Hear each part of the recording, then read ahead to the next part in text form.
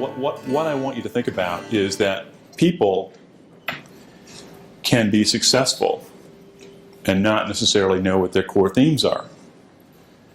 But as I thought about what I was going to talk about today, I thought about people who inspire me, and without a doubt, every single one of them knows what their core themes are. Now, they may not know that they're called core themes, but they know who they are, and that's what they drive their life by.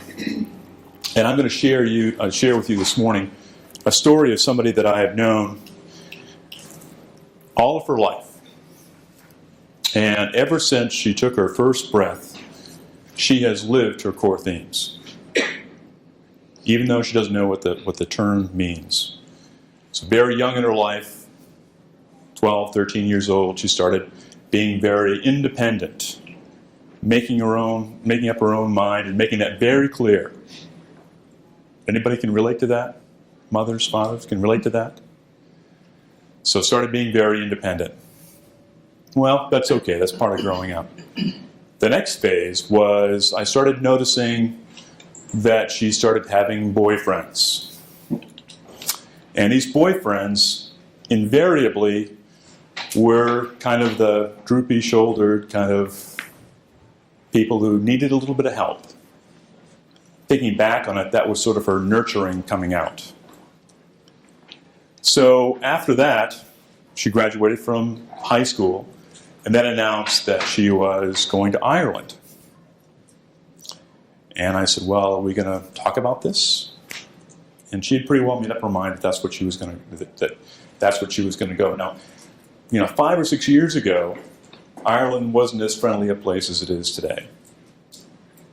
And at 18 years old, I remember that when I was 18 years old, there's no way that I was even traveling out of the state, much less Ireland.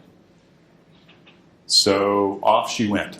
And then, of course, what's the next decision for an 18-year-old to make? Where are they going to go to college, right? So University of Maine, University of New Hampshire? No. She went to a school in Indiana. So she wanted to be far away. So again, her independence coming out. So she's living her core themes. So what do you think she's going to study? Any psychology majors here? Oh, come on. One? Okay, so, psychology major, it's great study, but of course, I'm thinking, okay, what can she do with that? So, we'd have discussions about it, and I'd say, well, okay, just support that with a minor that will help you get a job. Anybody want to guess what her minor was? I'm sorry? Sociology. Pretty close, religion. Okay, there we go. There's a good combination for you. Psychology and religion. So then, more of her core themes came out. Another one was fearlessness. Obviously, she has no fear. So her junior year, she goes and studies in Northern Ireland. So Northern Ireland is not a friendly place, particularly if you've grown up as, being a Catholic. So she's in Northern Ireland studying, and what do you think she's studying? The conflicts between the Protestants and the Catholics. And part of her fearlessness is, part of her studies, is helping the two groups come together, and there's my 20-year-old daughter in the middle of that. So I'm trying to interject some of my fear into her, and just a little bit would be good. So then she graduates. So great graduation, great ceremony, great education. What do you think she does with that? Anybody want to just take a wild guess? We know we're not following a pattern so far. I'm sorry? Peace Corps. How about the Army? Now, the reason why she wanted to join the Army was a very noble reason. What she wanted to do, and what she does today, is she helps soldiers in combat. So she uses her psychology and her core themes to support people who are coming out of combat. Very noble cause. But for her father, I'm going to worry about that, right? But I will tell you, I will just share with you this story. Because today she's stationed in Iraq. And When she called me and told me that she was leaving, getting on the plane, I had two things that I wanted to tell her. What do you think the first one was? That I loved her. And the second thing was that she is doing exactly what she should be doing. She's living her core themes. That, for me, crystallized what this work is all about. And really, it's the reason why I'm here today supporting Ray. The power of understanding who you are is, for me, about releasing potential. And I'm talking from a very personal level.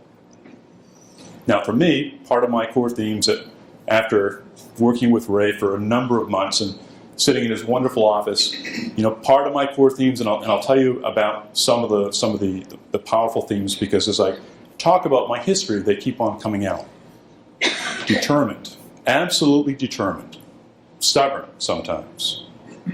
Want to develop my entire self, and what I mean by that is not only, in work, but also physically, spiritually, educationally. I have to be in a learning environment. I have to test myself. I have to develop my potential. But part of my background was my grandfather was in the petroleum business. My father was in the petroleum business. So all I ever heard growing up was, what do you think I heard around the supper table? The same thing, right? Do you think I wanted to have anything to do with that? No way. But the final months before I was to graduate from college, my father got sick. And so one of my core themes came back when he asked me to come back and help him.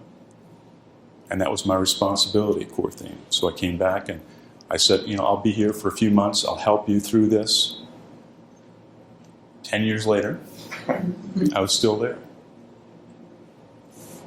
I sold that company and went to work for Dead River Company, which is a wonderful company, by the way. Thank you. And so Paul and I have known each other for a long time, even though I haven't seen Paul in a while.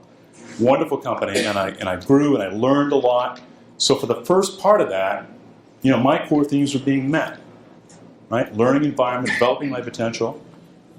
After I was at Dead River Company for about 10 years, I decided that I would go to work for Irving Oil, and I went to work there again to develop my potential. It was a promotion that gave me an opportunity to continue to develop myself. I started working there as a regional manager, and after 5 years, I worked up to a senior manager. I was their operations manager for New England. I had 500 employees, and our sales were a little bit in excess of $200 million. It's a full-time job. Unfortunately, what happened over a period of time is with a job like that becomes all-encompassing,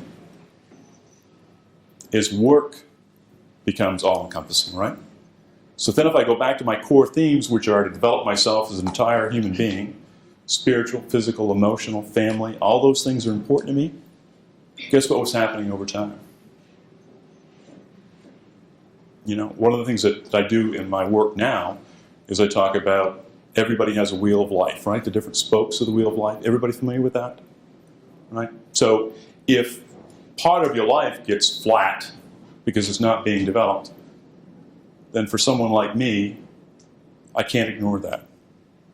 Even though Ray talked about clutter, even though, there's this internal battle that goes on because my determination kicks in, right? I've got responsibilities, all those things. I've got 500 people that work for me. They need me. But at the same time, my life isn't what I want it to be. So when that happens, for someone like me, I'm not always going to be in a good mood, and I wasn't. And who are the people who oftentimes are most impacted by that? I'm sorry? Family, that's right. And when I realized that, I knew it was time for change. So, because there's no way that I was going to let that happen.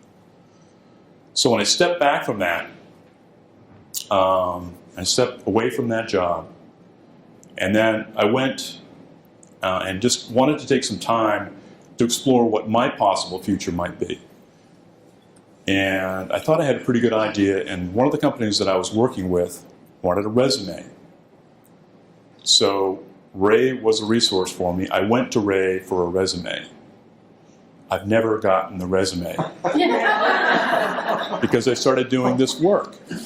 And when I began to realize what my themes were, what my core themes were, from that, I built my own mission statement. We don't have time today, and I won't read it to you or bore you with that. But that became my source of understanding what it was that I wanted to do. Because I had all kinds of different opportunities to do different things. But what I knew that I needed to do was, in order to develop my potential, I needed to find something that would stimulate me. And so it became very clear, and I started making choices about what I would do and how I would live my life. And that's what led me to starting a company 7 months ago. And it's a little bit of a change going from being running as 500 employees to being one. But I loved every minute of it and found it very, very rewarding. So anyway, that's my story. I think in order to really understand my purpose for being here today and in terms of retention, part of it was what I shared with this group before. See, sometimes when there are things going on with someone like me, who has all these different core themes that are going on, sometimes what's going on, and you might see in the workplace, may not have anything to do with the workplace. So if you're always trying to see what you can do to help, sometimes it doesn't have anything to do with what's going on at work. Sometimes it has to do with that individual and that individual's core themes not being met. So if that's the case, sometimes there are things that you can do in order to understand what those core themes are and to help that person maybe just have a more fulfilled life in that job or a different part of the company, or maybe even transferring out. Either way, it's a much better situation than, unfortunately, I think the situation that I used to just cringe about it, I'm sure that you do too, and that's that unhappy employee who leaves, and it's nasty, isn't it? That's the worst situation. So just realize that these situations don't always have to do with you, don't always have to do with your company. And if you just, open that up as a possibility when you see people who are a little bit off their game. It may not be about you. Okay, I think that's all I got.